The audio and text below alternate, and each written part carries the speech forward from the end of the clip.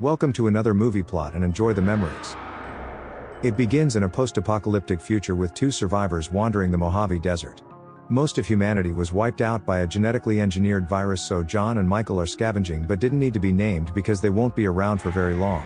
They walk right over a juicy-looking iguana, yet these are people that a single snake is enough to radio command that tonight they're eating good. Hidden inside this unassuming shed's the entrance to an underground fallout shelter where Sue mans the radio with her boyfriend David. He suggests that they move to the Rocky Mountain facility for more supplies, but their commander Hal shuts down this idea for fear of the journey. The scouts notice buzzards circling something in the distance, so Sue warns them to be careful while they check it out for food. But it's all for nothing as they're soon heard on the other end screaming for their lives. We don't get to see it, but a mutant result of chemical warfare that looks like this called a gargoyle is heard snarling in the background. David and Sue are ordered to rescue them by Hal, which is almost as terrible an idea as David taking his most loyalist of boys, Butch. They exit the facility through the secret hatch in the shed and must lug Butch's heavy backside all the way up the ladder.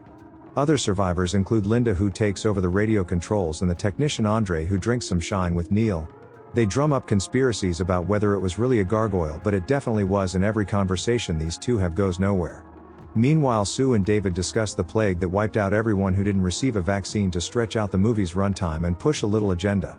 They eventually come upon the mutilated bodies of their fellow vault dwellers and a trail of male corpses leading to a campsite. It gives Sue a glimpse into how the surface folk survived before they were goiled, while David tells command about the gruesome scene. Linda volunteers to join them on the surface to study the bodies and find out why only males were targeted, but she doesn't have any backup.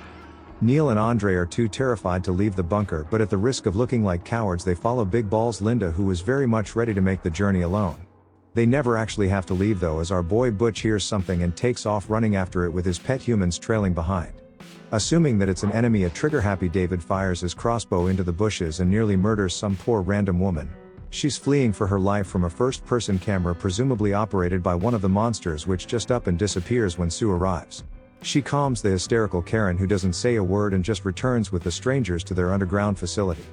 Neil and Andre are happy that they didn't have to leave, while Linda examines the woman to discover how she survived on the surface.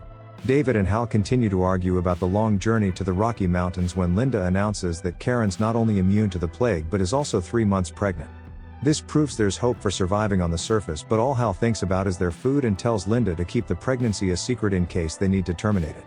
It doesn't work though, as Sue learns about it from the computer, then tells David during some of their moonshine-fueled pillow talk. Upstairs, the gargoyles have followed them back and discover the hidden base where they take out all the security cameras surrounding the shack. David comes up with the idea to jury-rig a periscope from a piece of pipe and mirror so that they can assess whether the cameras can be replaced. He uses these useful MacGyver skills a few times in the movie, but one of the gargoyles just snatches the device right out of his hands. Hammering away at the claw and locking up the hatch, David and Andre plant a microphone to hear the surface, but it never becomes useful. They then hear from the Rocky Mountain facility, but it's just a bunch of screams about how a gargoyle got inside, so I guess Hal won the argument. Shortly after this, Linda reports to everyone that Karen's pregnancy has advanced from 3 months to 8 overnight, which is pretty strange for a human. She wants to terminate whatever's growing inside her, but Hal orders her to keep it alive so that they can further study it like fools. Karen is prepared for removal of the baby, and everybody willingly watches Linda cut her open from the observation room, because why not? She reaches inside but is bit by a set of razor-sharp teeth as the gargoyle baby tears its way out, killing its incubator Karen. The ugly little monster then escapes through the air vents in a successful prison break, while everyone is soon to regret not stomping it when they had the chance. Hal still argues that they should keep it alive for study, but he's alone in that argument because now Linda's got her stomping boots on. They have no weapons despite being in the apocalypse, so Andre suggests they turn welders into flamethrowers and go full-blown aliens with this movie. Linda also turns a piece of medical equipment into a portable laser that only has enough power for 4 shots, and yet she wastes one now. They need to move quickly since the creature will be full-grown in an hour, so the men split up into 2 groups while the ladies remain with the cameras. It's in the hopes that the gargoyle won't impregnate them like Karen, but the surface-dwelling hornballs are relentlessly still trying to do just that. We have about 5 minutes of fluff as they search around for the creature, but it's about an hour for them, and you know what that means. Butch sniffs out the beast and leads David into an empty room where the gargoyle uses the vents to double back behind Andre. Like Michael Myers lowering himself down, a fully grown gargoyle disrespects Andre with an unnecessary slap before clawing out his throat. When David returns, he's greeted with a backhand, but Butch intervenes like the hero he is and puts up more of a fight than 2 humans. Unfortunately, he's defeated after a valiant effort, but he still survives the entire movie, and this is just tomato sauce. David's dog whistle scared the gargoyle away, and despite being told to stay put, Sue rushes out barehanded to protect her man. Neil goes solo because it worked so well for Andre before, and remember, all of these people are communicating over radio, they're just stupid. He's killed of course and thrown at David so that the gargoyle can snatch up Sue, who's going to regret leaving the command room. It drags her down to the lower level, which is when Linda thinks that now is a good time to go wandering around the facility alone. She regroups with the team and finds the gargoyle, so Hal uses the laser to distract it while Linda and David sneak around behind. It would be nice if this weapon wasn't just a glorified laser light for Hal's sake, who's the next to be death slapped into oblivion. The creature then looks around all goofy like where'd the girl go, as David and Linda drag the unconscious Sue back to the medbay so that she can be treated. During her exam, Linda discovers that Sue's 1 month pregnant, but says that it must be David's because this isn't the face of somebody who just finished. When Sue regains consciousness, they tell her the good news, but she's mortified and is convinced that the baby is a gargoyle. She's given some sedatives but doesn't take them, while David comes up with an idea to seal off the vents and make the place safer. It's another alien moment to build tension as David crawls around in the vents avoiding the creature, but this movie's entirely too bright and should look more like this. Shutting a single hatch which will apparently save them, David radios the Rocky Mountain facility again, hoping that someone survived. They don't answer, so the two check on Sue, who's taken a pair of scissors to her stomach and bled out since nobody would listen to her. The good news is that the offspring's confirmed a gargoyle, and so far she's the only human to kill one, so whoopee.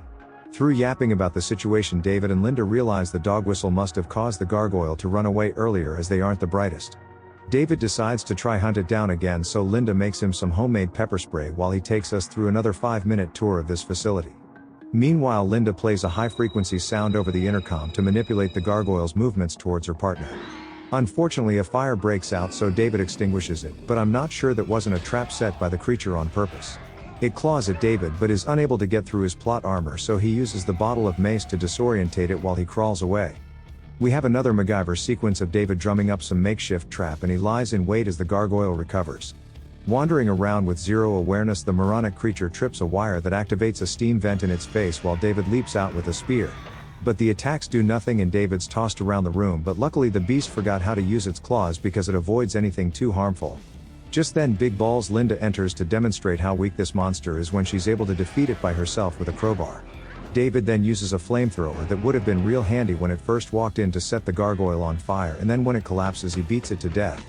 I would have taken the entire head honestly, but even that might not have worked because Gargy just regenerates completely and pops up for round 2. The final 2 surviving humans get chased into a supply cage by the creature, so Linda uses the vents to climb outside and lure it away from the door. David crawls his cripple self to the command center while Linda runs for her life, but this creature's entirely too slow and every shot is lagging behind. For plot's sake we have it catch her anyway in a ventilation shaft, but Linda uses the whistle to get away, then drops it because she refuses to wear it around her neck. The intention was to knock the gargoyle down the shaft, but since she hasn't got her whistle, Linda needs to use some live wires to electrocute it instead. Somehow not getting shocked herself, Linda radios David to turn on the exhaust fan, and thankfully this gargoyle can't jump because he's completely stuck. The floor gives out, dismembering the creature piece by piece in a running exhaust fan while Linda crawls out of the vents to David.